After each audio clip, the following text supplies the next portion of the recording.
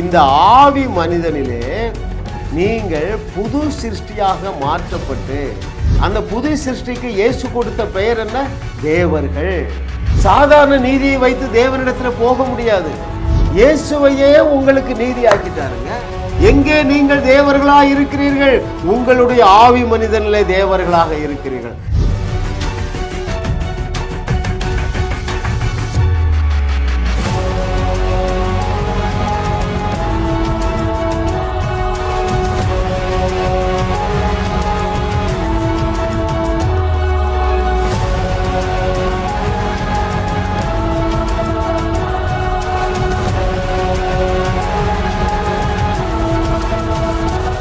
நம்ப முடியாத சூழ்நிலையிலும் நம்ப முடியாத ஆசீர்வாதங்களை உங்களாலே நம்ப முடியும். ஆகையினால்தான் உங்களுக்கு பேரு விசுவாசிகள். நம்பக்கூடிய சூழ்நிலையிலே நம்புவதற்கு விசுவாசம் என்கிற எலிமெண்ட் தேவையில்லை பாருங்க. ரைட்? அதே போல நடக்க முடியாதவற்றை உங்களை கொண்டு நடத்துவதற்கே உங்களுக்குள்ளே மகிமையின் நம்பிக்கையாக தேவன் வாசம் பண்ணி கொண்டு இருக்கிறார். நடக்கக்கூடியதை நடத்துவதற்கு தேவனே தேவையில்லையே, நீயே பார்த்துக்கலாமா? ரைட்? அப்போ இதை நீங்கள் நன்றாக புரிந்து கொள்ளுங்கள். உங்கள் வாழ்க்கையிலே ஆபிரகாமுடைய ஆசீர்வாதங்களை சுதந்தரிக்க வாய்ப்பே இல்லை. ஆனால் அதை நடத்தி காட்டுவதற்கு அந்த தேவன் உங்களுக்குள்ளே வாசம் பண்ணி கொண்டிருக்கிறார். தேவன் இதை குறித்து தொடர்ந்து உங்களோடு பேசுவாராக. இன்றைக்கு 60வது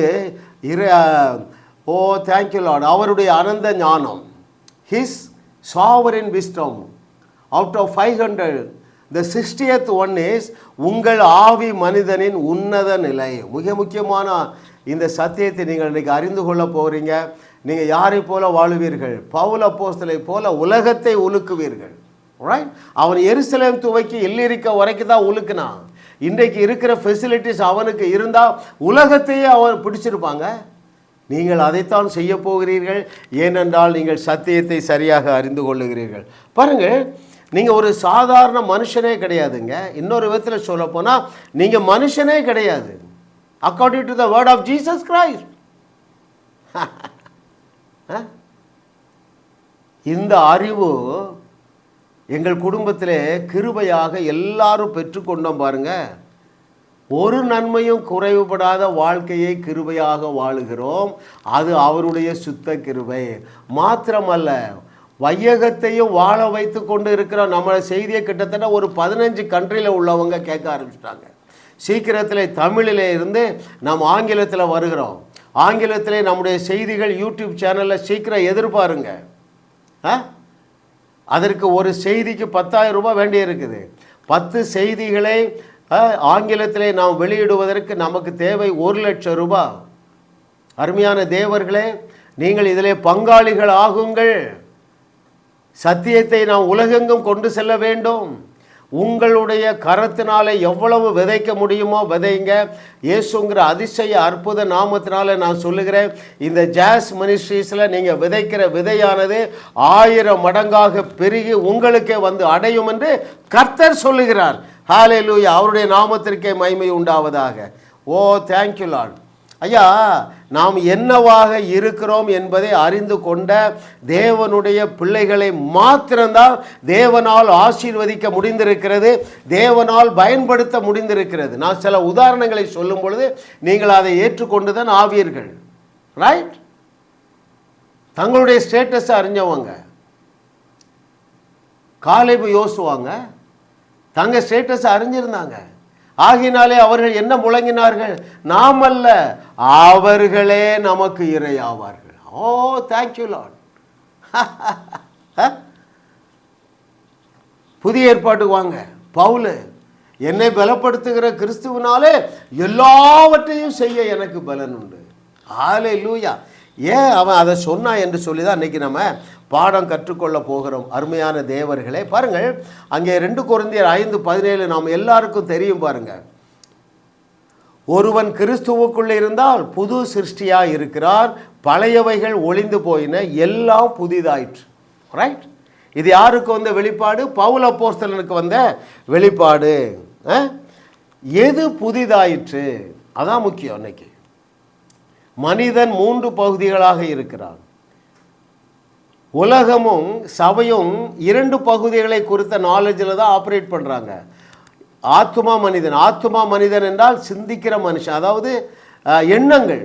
ஆத்துமா என்றால் எண்ணங்கள், நினைவுகள், தாட்ஸ். அப்புறம் சரீரம், மாமிசம். இன்னொரு மிக முக்கியமான பகுதியினாலே நீங்கள் அலங்கரிக்கப்பட்டு இருக்கிறீர்கள். அதுக்கு பேர் தான் ஆவி மனிதன். இந்த ஆவி மனிதனிலே நீங்கள் புது சிருஷ்டியாக மாற்றப்பட்டு, புதிய மனுஷன் கிடையாது, புது சிருஷ்டி. அந்த புது சிருஷ்டிக்கு இயேசு கொடுத்த பெயர் என்ன? தேவர்கள்.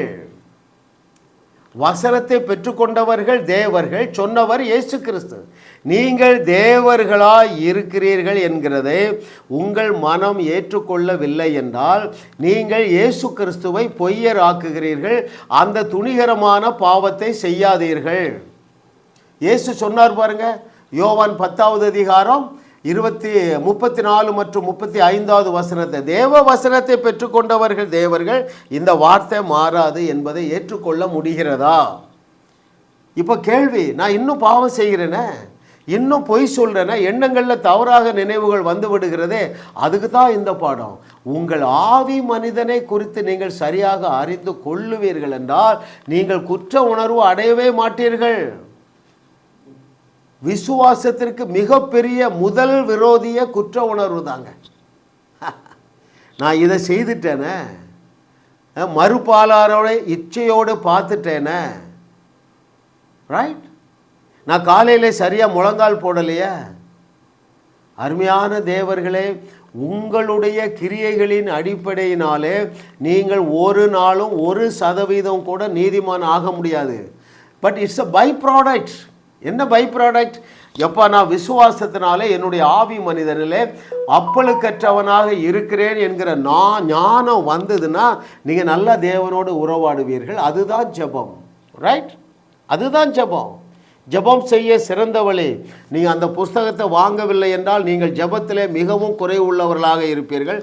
எல்லா தமிழ், ஆங்கிலம், மலையாளம் ஒரு 100 மொழிகளில் இருக்குதுங்க. எல்லா கிறிஸ்தவ புஸ்தக சாலையிலே கிடைக்குது.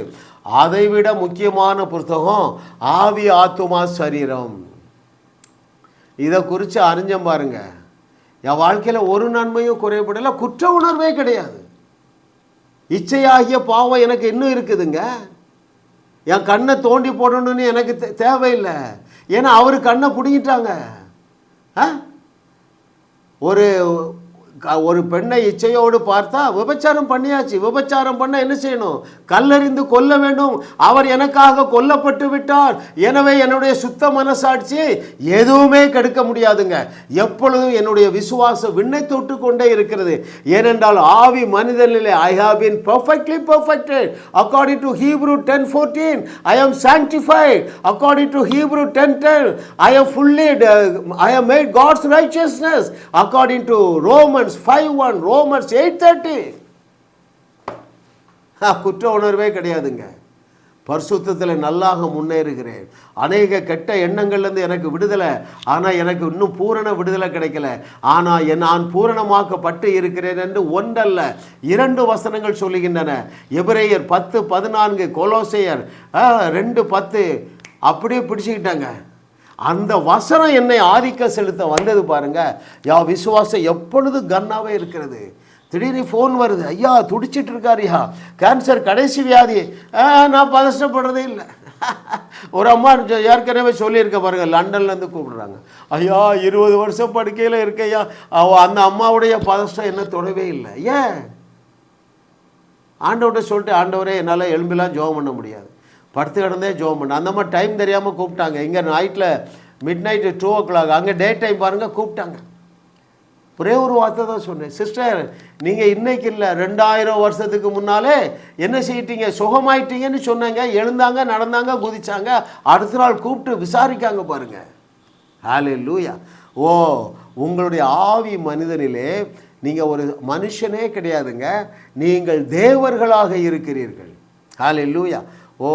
Thank you Lord for your goodness. நீங்கள் நான் சொல்கிறேன், இந்த கண்ணாடியை கலட்டாதீங்க. அப்படி என்றால் என்ன பொருள்? நீங்கள் நீதிமான்களாக இருக்கிறீர்கள் என்பது ஒரு கண்ணாடி. வசனத்தில் பவுல் சொல்கிறாரு, கண்ணாடியை பார்த்த பிறகும் நீ அதை ஏற்றுக்கொள்ளவில்லை என்றால் நீ எப்படி வாழ முடியும்? கண்ணாடி என்ன சொல்லுது? நீங்கள் நீதிமான்கள் ஆக்கப்பட்டு இருக்கிறீர்கள், பரிசுத்தவான்கள் ஆக்கப்பட்டு இருக்கிறீர்கள், பூரணமாக்கப்பட்டு இருக்கிறீர்கள். Hallelujah. Oh thank you Lord for your goodness. What a loving daddy. அந்த வசனம் என்ன சொல்லுகிறது பாருங்கள். 2 கொரிந்தியர் 5:17. 2 கொரிந்தியர் 5:17. இப்படி இருக்க ஒருவன் கிறிஸ்துவுக்குள் இருந்தால் புது சிருஷ்டியாக இருக்கிறான். எப்பா நீ ஆண்டோடைய பிள்ளையாயிட்டா புது சிருஷ்டியாக இரு, பரிசுத்தவான் ஆகு, நீதியாய் வா. இதெல்லாம் கிடையாதுங்க. அதுதான் ஆவி. அதான் தலைப்பு என்ன? உங்கள் ஆவி மனிதனில் அதிசயமான உன்னத நிலையில் நீங்கள் உயர்த்தப்பட்டு வைக்கப்பட்டு இருக்கிறீர்கள். ஹல்லேலூயா. Oh thank you Lord. அப்போ பாருங்கள், இந்த ஸ்டேட்டஸில் மறுபடி பிறந்த அன்னைக்கே வந்துட்டீங்க. இன்னும் பாவம் செய்கிறீர்களா? கண்டிப்பாக செய்வீங்க. ஆனால் நீங்கள் செய்கிற பாவமானது உங்களுடைய ஆவி மனுஷனை கரைப்படுத்த முடியாதபடிக்கு எபேசியர் 1:13 எழுதியிருக்கிறது, உங்கள் ஆவி மனிதனை சீல் பண்ணிட்டாரு. So it is always perfect according to the word of God. தேவனுடைய வார்த்தையின்படி நீங்கள் என்ன செய்றீங்க? எப்பொழுதுமே நீதிமான் ஆக்கப்பட்டு தான் இருக்கிறீங்க. ஹல்லேலூயா. இந்த மேலான நிஜங்கள் உங்கள் மனதை ஆளுகை செய்யும் பொழுது உங்கள் வாழ்வின் எதிர்மறையான அல்லது உங்கள் வாழ்க்கையிலே காணப்படுகிற தோல்வியான சூழ்நிலைகள் எல்லாமே தானாகவே விலகிறதுங்க. நான் நீதிமானாக இருக்கிறேன், பரிசுத்தவானாக இருக்கிறேன், என்னுடைய ஆவி மனுஷனிலே பழுதொன்றும் இல்லை என்பது அறிஞ்சம் பாருங்க. விசுவாசத்துக்கு குறைச்சலே இல்லைங்க. பொங்கி வழிகிற விசுவாசம். ஏன் பலத்தினால நான் நீதிமான் ஆகலைங்க ஐயா. 1% கூட நான் என்னை நீதிமான் ஆக்க முடியாதுங்க. அவருடைய அனந்த ஞானம் பாருங்க. சாதாரண நீதியை வைத்து தேவனிடத்தில் போக முடியாது. அவர் என்ன செய்தாரு? இயேசுவையே உங்களுக்கு நீதி ஆக்கிட்டாருங்க. இயேசுவையே உங்களுக்கு பரிசுத்தம் ஆக்கிட்டாருங்க. ஹல்லேலூயா. 1 கொரிந்தியர் 1:31 நான் உங்களுக்கு வாசிக்கிறேன் பாருங்கள். 1 Corinthians chapter 1 verse 31. never ever forget. அவரே எவரே? இயேசுவே தேவனால் நமக்கு ஞானமும் நீதியும் பரிசுத்தமும் மீட்பும் ஆயிட்டாருப்பா. இயேசுவையே உங்களுக்கு நீதி ஆக்கிட்டாரு. அவர் தாங்க எனக்கு எல்லாம். இயேசுவே எனக்கு நீதி, இயேசுவே எனக்கு பரிசுத்தம், இயேசுவே எனக்கு ஞானம், எல்லாவற்றுக்கும் எல்லாமானார். இயேசு என் தேவன், இயேசு என் ஜீவன், இயேசுவே எனக்கு எல்லாம் எல்லாம். இயேசு என் தேவன், இயேசு என் ஜீவன், இயேசுதான் எனக்கு எல்லாம் எல்லாம். என்னுடைய நீதியெல்லாம் அழுக்கும் கந்தலுங்க. நீதியானேன், தேவ நீதியானேன், இயேசுவே எனக்கு நீதியானார். நீதியானார் இயேசு, நீதியானார் இயேசுவே எனக்கு நீதியானார். பழுதொன்றுமே என்னில் இல்லை, இயேசுவே எனக்கு நீதியானார். இயேசுவே எனக்கு நீதி ஆயிட்டாருங்க. பழுதே இல்லைங்க. பழுதொன்றுமே உன்னில் இல்லை, இயேசுவே உனக்கு பரிசுத்தமானார்.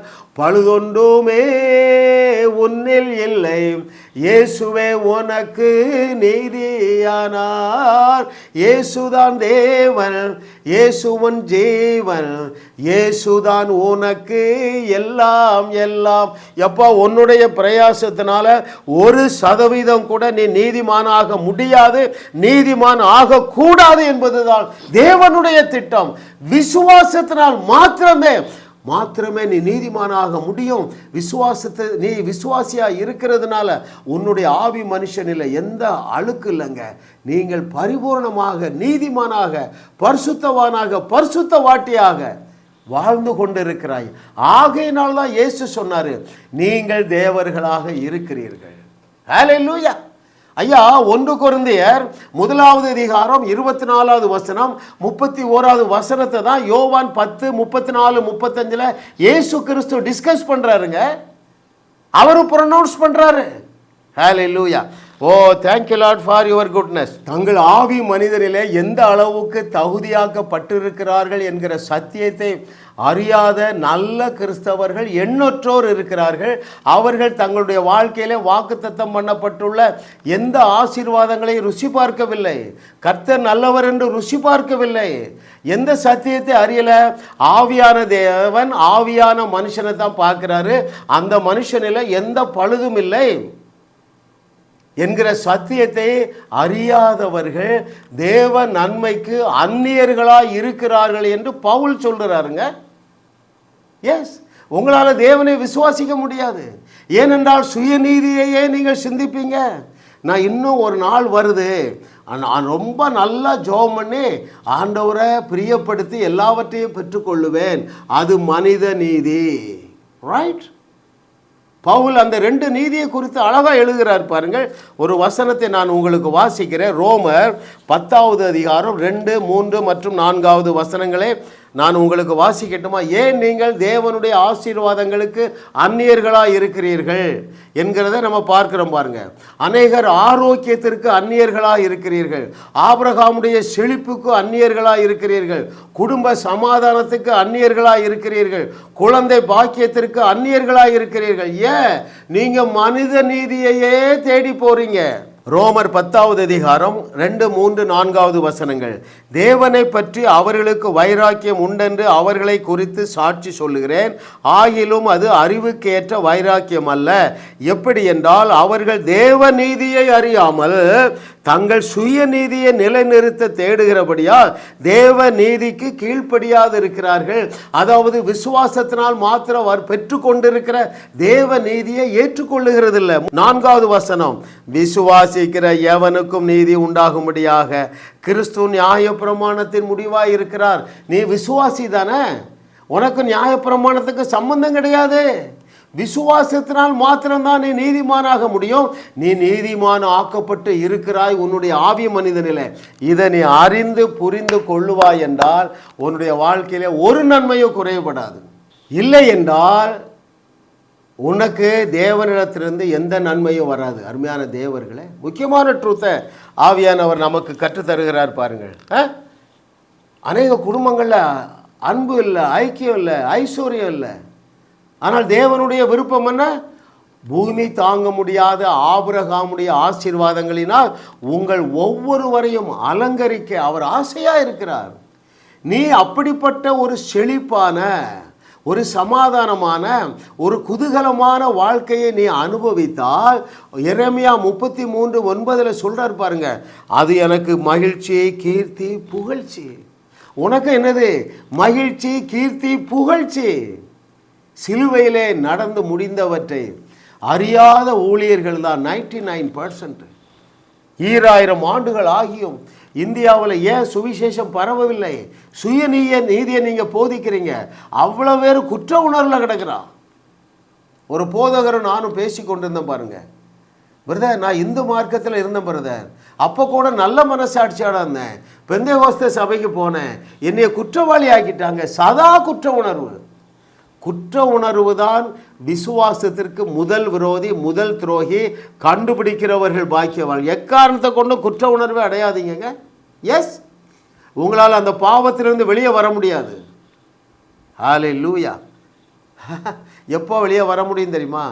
என்னுடைய ஆவி மனிதனை நான் செய்கிற மாம்சத்திலே செய்கிற இந்த பாவம் தீட்டுப்படுத்த முடியாது என்பதை நீ அறிந்து கொள். ரைட்? எபேசியர் 1:13 படி தேவனுடைய ஆவியானவரை கொண்டு உன்னுடைய ஆவி மனுஷனை சீல் பண்ணிட்டாரு.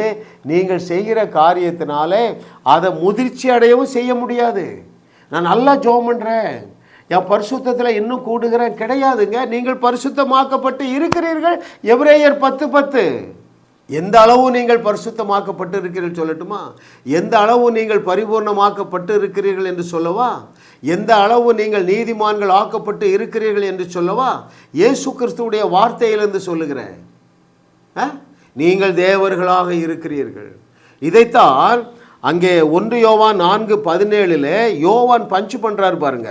1 யோவான் 4:17 நியாய தீர்ப்பு நாளிலே நமக்கு தைரியம் உண்டாயிருக்கத்தக்கதாக அன்பு நம்மிடத்திலே பூரணப்படுகிறது, ஏனென்றால் அவர் இருக்கிற பிரகாரமாக நாமும் இந்த உலகத்தில் இருக்கிறோங்க, வரப்போற உலகத்தில் இல்லைங்க. ஹல்லேலூயா. எங்க இருக்கிறோங்க? நம்முடைய ஸ்பிரிட் மேல இருக்கோம். உடனடியாக வாங்க, ஆவி ஆத்துமா சரீரம் உங்களை உச்சாணிக்கு கொண்டு போயிருங்க. குற்ற உணர்வே அடைய மாட்டீர்கள், அநேக பாவங்களிலிருந்து வெளியே வருவீர்கள். ஆனாலும் உங்கள் கீழ்ப்படிதலிலே குறைவு இல்லாமல் இருக்காது. தேவன் உங்கள் குறைவுகளை காணுகிற தேவன் அல்ல. ஐயா, இந்த வெளிப்பாடு பிலேயாமுக்கு எப்படி தான் வந்ததுங்க? ஆச்சரியமா இருக்குங்க. இஸ்ரவேலிலே தேவன் குற்றம் பார்க்கறது இல்லை. எப்போ? Under the time of law. அந்த நியாய பிரமாண காலத்திலே இஸ்ரவேலர்கள் தெரிந்து கொள்ளப்பட்டவர்கள், அவரிடத்துல குற்றம் பார்க்கறது இல்லப்பா. ஒரு பழுதும் ஓட்ட இல்லப்பா. உன்னுடைய ஆவி மனுஷனிலே ஒரு பழுதும் இல்லை. அதனால தான் அந்த பாட்டை தைரியமாக எழுதின மாற்றி, பழுதொன்றுமே உன்னில்லை இயேசுவே உனக்கு நீதியானார்.